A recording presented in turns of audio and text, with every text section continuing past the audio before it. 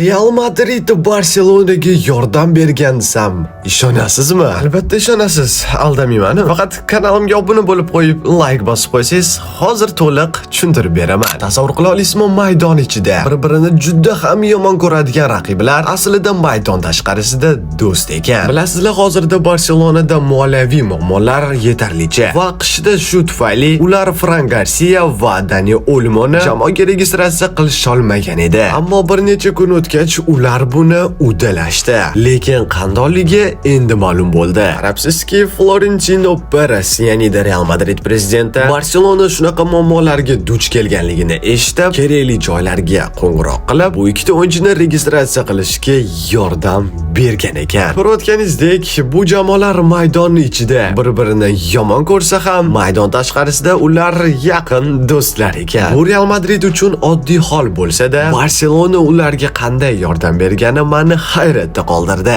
Ammo bu juda ham uzun hikoya. Batafsil bilgis kelsa, bizning Telegram kanalimizga hoziroq kiring. Iftorlikda esa sizga milliy kolani ichib ko'rishni tavsiya qilaman.